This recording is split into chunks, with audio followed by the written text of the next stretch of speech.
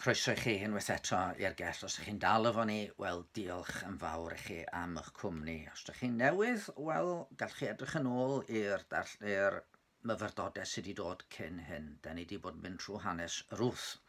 Mae'r claw wedi cyrraedd Bangor heddiw, a mae hynny, mae'n siŵr, mynd i fod yn helpu'r ardd. Mae diwrnod newydd yn gyfle i ni brofi bendithion Duw. Mae Gair a Jeremia sgrifennwyd o sefyllfa ddigalon iawn, eto'n deud, nid oes terfyn ar gariad yr arglwydd, ac yn sicr ni phallai dosturiaethau. Maent yn newydd bob bore am mawr i'w dyffyddlondeb. Ac wrth i ni droi eto at hanes Ruth a Naomi, da ni'n gweld fel y gyrodd trygaredd Duw ar waith. Fe gofiwch fod Naomi wedi golli i gŵr a'i 2 fab yng Ngwlad Moab, wedi dod nôl i Bethlehem gyda Ruth o Boas, ei merch yng nghyfraith, a ddoe fe welson ni fel y gyroedd Ruth wedi mynd i loffa grawn, ac wedi cael ei harwain i un o feisydd dyn o'r enw Boas, ddari ddangos caredigrwydd mawr tuag ati. Felly roedd trygaredd Duw ar waith yn gofalu am y weddw a'i merch yng nghyfraith. Fe soniais i fod yna air Hebraeg chesed, sy'n golygu caredigrwydd trigarog. Dyma thema fawr yr hanes bach hwn. Mae Ruth yn dangos chesed tuag at Naomi. Mae Boas yn dangos chesed tuag at Ruth. A mae Duw yn dangos chesed, yn dangos trigaredd tuag at nhw, a phawb yn yr hanes ac yn wir, tuag at Israel i gyd, ac yn y pen draw tuag ato ni a tuag at y byd i gyd. Ond cyn mynd ymlaen yn yr hanes, rhaid egluro cwpl o bethau am arferion Israel. Bydd am ni sylwi ddoe fod Naomi, pan ddeallodd hi fod Ruth wedi digwydd mynd i faes Boas, wedi nodi'n arbennig, mae hwnnw'n berthynas agos i Elimelech, i gŵr hi fydd farw y Moab. Roedd teuluoedd a chyfrifoldeb teuluoedd i ofalu am ei gilydd yn beth mawr yn Israel. Enghraifft, os oedd yna drefn, os oedd rhywun yn dlawd, heb fodd i gynnal ei hunain, oedden nhw falle'n gallu gwerthu i tir mwyn iddyn nhw fedru cael cynhaliaeth a cael gofal, gallu byw, cael arian i fyw. A hyd yn oed, oedden nhw'n gallu gwerthu hunan fel caeth weision a chaeth ferynion mwyn cael cartre. Ond os oedden nhw'n gwneud hyn, mi oedd na ddisgwyl i berthynas fedru camu i mewn i helpu. Yr enw ar hwnnw fyddai Gell, term cyfreithiol oedd yn golygu y perthynas neu'r aelod o'r teulu sydd yn gwaredu.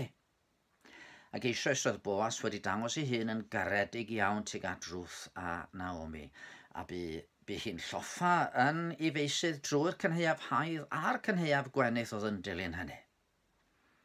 Ac wrth i Naomi ystyried hyn, oedd hi'n gweld llaw Duw yn y cwbl. Bendith yr arglwydd arno, meddai am Boas. Nid yw'r arglwydd wedi atal ei drigaredd tuag at y byw na'r meirw. A dechreuodd feddwl, tybed ydy Duw'n agor drws arall fan yma. Oherwydd oedd yna drefn arall yn Israel yn ogystal â threfn y Gell, trefn y briodas Lefuraidd.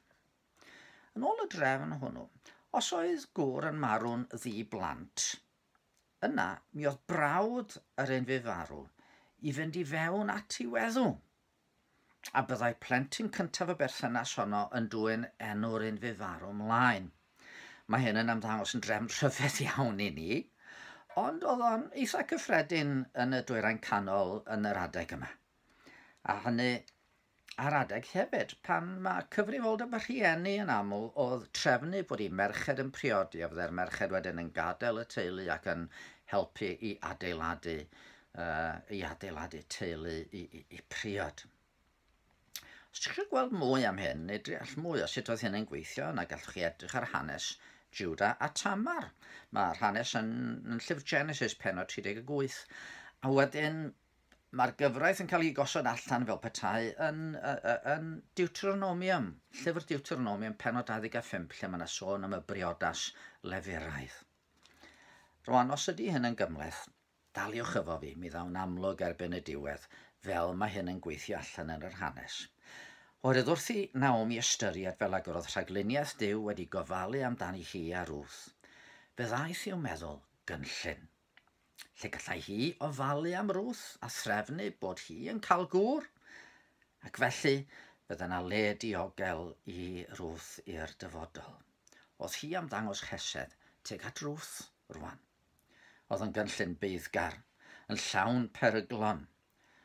Ond tybed a fyddai Boas yn cymryd rhan nid yn unig y Gell yw gwaredu rhag gwerthu hunan yn geithion, ond hefyd rhan y perthynas agos fyddai'n cymryd Ruth trwy briodas leferaidd. Fe welwn y fory sut mae Naomi'n mynd ati i drefnu. Ond yn y cymamser, gadewch i ni ystyried sut mae hyn yn helpu ni ddeall beth ydy'r newyddion da mae Iesu Grist yn ei ddwyn i ni. Os oedd Naomi a Ruth yn dlawd a'r dyfodol yn edrych yn dywyll iddyn nhw, mae'n adlodi yn perthyn i ninne hefyd wrth natur. Nid tlodi ariannol o angen rheidrwydd, ond y tlodi ysbrydol hynny sy'n dod trwy yn pechod. Os oes rhaid i ni ateb ger bron Duw am yn hunanoldeb, yn balchder, yn gwrthryfel yn ei erbyn a'n methiant i gadw i orchymynion i garu fo fo'n holl galon ac i garu'n cydyn ni'n cymydog fel ni'n hynny. Pwy ohono ni sydd wedi llwyddo fan yna? Wel, mae canlyniad haint pechod yn llawer mwy difrifol na chanlyniad Covid-19. Rydyn ni angen Gell, rydyn ni angen perthynas i'n gwaredu. Rhywun i dalu'n dyled am i ni dorri cyfraith perffaith yr arglwydd. Cofiwch fel mae'r sglythyr yn deud, mae cyflog pechod yw marwolaeth. Ble fedrwn ni gael rhywun sy'n gallu talu'r ddyled honno drosto ni? Rhaid iddo fod fel ni yn wir ddyn, ond rhaid iddo hefyd fod yn rhydd o ddyled i hunan. Mae'r llythyr at yr Hebreaid yn cyfeirio ni at Iesu, un sydd wedi demtio mhob peth yn yr un modd â ni ac eto, heb bechod. Ac fe ddydodd Pedr a fi fyw efo Crist am 2 blynedd, ac os da chi'n byw efo rhywun am 2 blynedd ddydd a nos, da chi'n gweld nhw ar ei gwanaf. Mae Pedr yn dweud, ni wnaeth ef bechod, ac ni chafwyd twyll yn ei enau. Pan fyddai'n cael ddifenwi, ni fyddai'n difenwi nôl. Pan fyddai'n dioddef, ni fyddai'n bygwth, ond ei gyflwyno ei hun i'r un sy'n barnu'n gyfiawn.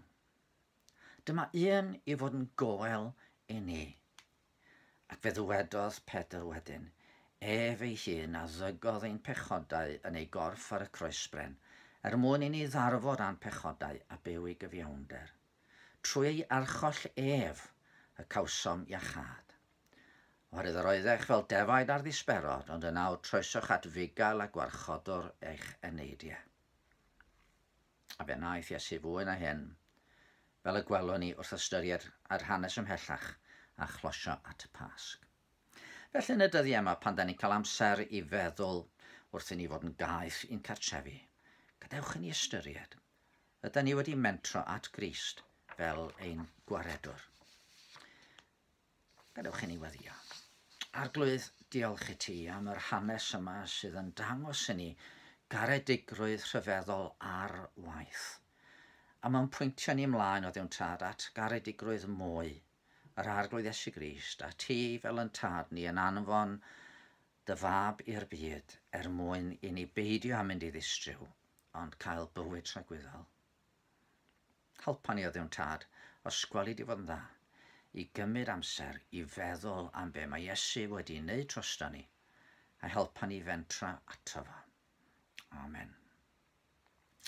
Wel, gobeithio gael eich cwmni chi fory unwaith eto, dan eich bendith.